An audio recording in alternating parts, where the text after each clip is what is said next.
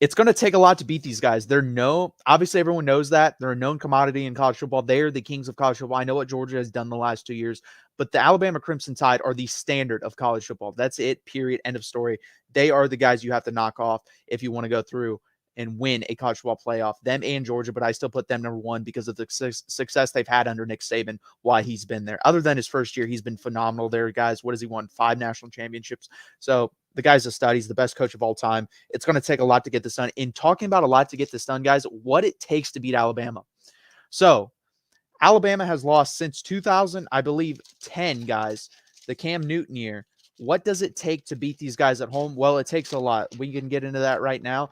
I threw out the LSU game in 2011 where they lost 9-6. I think that was an outlier. I think that's a game that's not going to be played anymore, especially versus Alabama. I think Texas is capable of playing that type of game. I think Alabama is too, but neither of these teams really want to play that way. I think Alabama wants to play similarly to that, but they don't want to run it 40 to 50 times a game. They just don't. Neither does LSU, or neither does Texas. So, guys, the last 4 games that have mattered that they've lost at home were with 2010 Auburn, Cam Newton, 2012 Johnny Manziel, 2015 Chad Kelly, and 2019 LSU and Joe Burrow. This is the average that these guys put up versus Alabama to get the job done. 300 yards passing is the average. 32.5 or 3.25 touchdowns accounted for, whether that's throwing like Joe Burrow did and rushing or rushing like a Cam Newton and Johnny Manziel type performance where you run for one and throw a couple, or Chad Kelly, he was good on the ground too. You average 9.85 yards per attempt, 54 yards rushing, and people would be surprised by this. When you look back, Joe Burrow was actually second out of all the quarterbacks in rushing between Chad Kelly, Cam Newton, Johnny Manziel. He was second.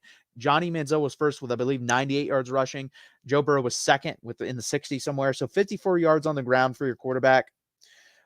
Your team averages 46% on third down conversion rates. They average 36.5 yards or 36.5 points per game. Every one of them won the turnover battle. Every one of them. In those 4 games combined, the turnover battle was won by the 4 teams that won: Auburn, A&M, Ole Miss, and LSU. 12-2, guys. 12-2. So that's quite an overwhelming amount. 3 out of 4 of them won the time of possession. And then your defense can only give up around 32.25 points per game. Now, I will say this. I think Quinn is capable of doing some of these things. Is he capable of doing all of them? Probably not. I don't know if he can average a 69% completion percentage because that's also what it takes. I think he can average 300 yards passing in this game, or get 300 yards passing, I should say. And I think we can score around 30 to 35 points. I think that is possible. Is it a tall task? Yes. Is it possible? Definitely is. Now, here is the comparison with Quinn Ewers, what he has done on the road. In his 5 games on the road, Quinn Ewers has averaged 20 of 30, 66.7. That's not far off of the 69%, guys. 256 yards. Again, that's one. We're talking about 1 to 2 throws here that he's going to have to make versus Alabama. 256 yards to 300 yards passing, 8.4 yards per attempt. That's got to go up by about 1.5 yards to 2 yards. And then 2 touchdowns to 0.8 interceptions. Overall, those are pretty good road stats. He has to hit 2 to 3 more completions in this game than he does in his normal road games, period. That's what he has to do. If he can go 22 of 30 and increase that completion percentage higher, and also put up about 10 to 15 more yards on that, and around 270, 280 yards, I think that's good enough. I think that would get the job done. In my opinion, Quinn Ewers' numbers need to look somewhere between 25 to he needs to complete 25 to 35 passes, somewhere in between there. For probably 280 to 310 yards and have 3 total touchdowns. If he does that, I think we have a chance of winning this football game. Is it a tall task? Yes. I also think he needs to be on a couple of these RPOs. I think he needs to run. I think he needs to have 20 to 30 yards rushing. I don't think he needs to have the 54 average that I mentioned, but he has to keep them honest and have 20 to 30. If he can have 20 to 30 yards rushing, 280 to 310 yards passing, and 3 total touchdowns, I think we can win this game. I really believe that. I just mentioned what it takes on average to win this game. I don't know if he can get up to quite the averages, but I don't know if he has to, because I believe this defense is better than every defense on that list other than that Auburn defense. I think that Auburn defense was very good with Nick Fairley and those guys up front, and then in the back end, Johnny Manziel's defense has really honestly wasn't that good. Ole Miss defense was by far the worst out of this group. In 2019, LSU was very good as well. I think we have to play a game to where we score 30 points and we can't allow them to score more than 30. I think that's really what it is. I think the first team to 30 wins this game. I think it's a defensive slug mess. and we'll talk about how we get there right now. Quinn Ewers versus the Alabama secondary. To me, it's one of the keys to the game.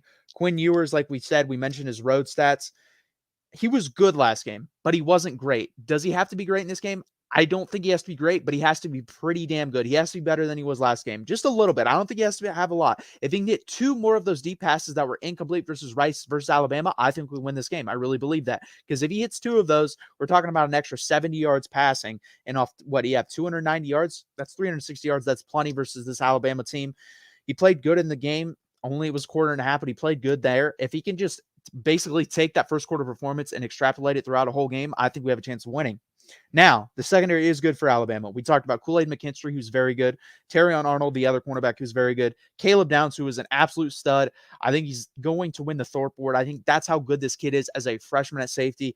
Jalen Key, and then the star position, Malachi Morris, will play linebacker sometimes, and then he'll play safety other times. He is banged up. I expect him to play unless it's a serious injury, and what I've heard, I don't think it's serious or super serious, so I expect him to play. If he doesn't, that is a big loss for Alabama.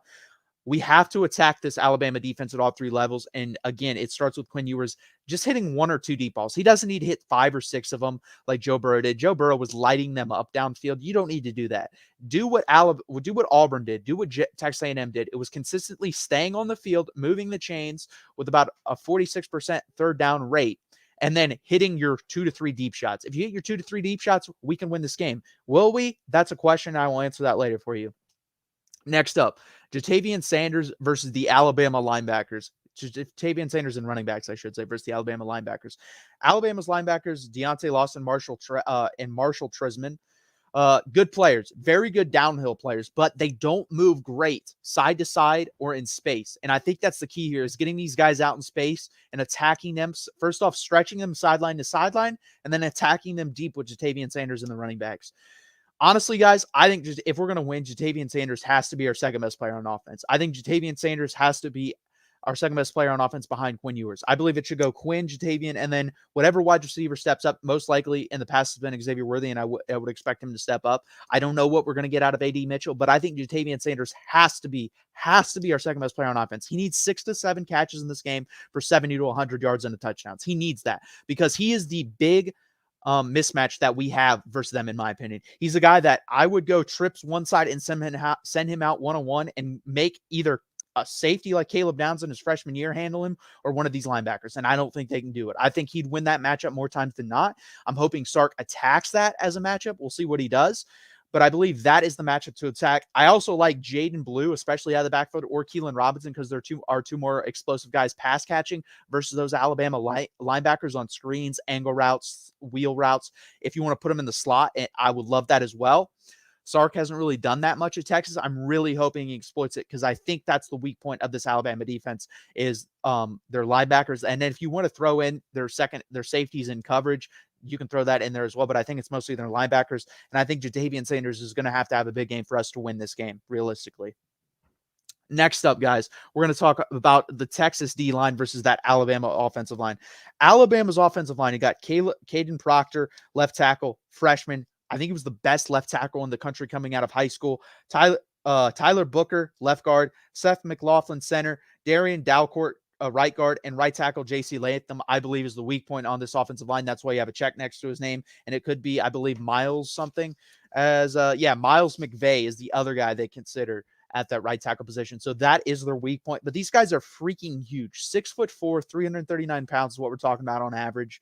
Then our defensive line is not small. Barron Sorrell, Alfred Collins, Byron Murphy, and then Ethan Burke, plus others rotating. But those are the 5 guys I threw in there.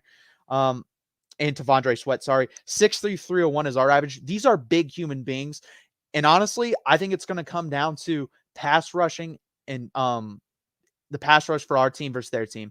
I don't think Alabama's going to be able to run the ball like they normally do of Alabama teams in the past. I think they'll be good. I think they'll probably have, if I had to guess, they'll probably have 15 to 20 carries for anywhere between 60 and 80 yards. I don't think they're going to go ballistic on us unless we allow them to.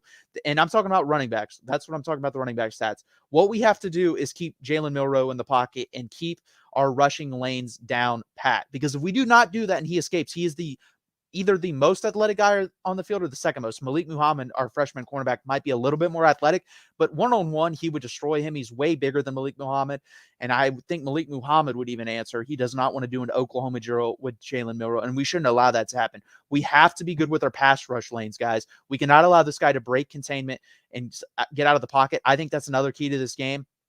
Our D-line versus O-line, you have to keep him in the pocket. I think for us to win this game, we have to hold Jalen Milroe to under 50 yards rushing. If he has over 50 yards rushing, I believe they will win this game. We also have to keep pressure from the interior. That's how you're going to get pressure in this game. The edges are probably going to have to seal off to where they don't allow him to have a running lane. In the interior, T'Vondre Sweat, Byron Murphy, Vernon Broughton are going to have to be big in this game. They were good versus Rice. They have to be just as good versus Alabama. They have to get to him up the middle. Quarterbacks will tell you the worst place to get pressure is up the middle. Sweat, Murphy, and Broughton have to be amazing coming up the middle versus that Alabama team. I really believe that, guys. That's what it's going to take. I don't expect the edge rush guys to get there very often. I really think this is going to come from the interior pressure and maybe bring some linebacker blitzes in the interior as well. But it's not going to happen with the edge rushers. The edge rushers, to me, are more important of keeping him contained. I don't really care about the sack numbers from them this game. The pressure needs to come from the interior. And these guys are huge on Alabama. So it's going to be a fun matchup to watch. I think we'll stop their run other than Jalen Milroe's the one guy that I'm, iffy on. But I think we'll stop everyone else. I don't think they have a great running back like they usually do. I think Jason McClellan's fine, but there's about 15 to 25 of those guys in college football. There's nothing special there, in my opinion. And this could bite me in the ass. He could break one off. But I really believe we're going to be able to contain the running backs. It's going to be Jalen Milroe, who I think we need to contain the most.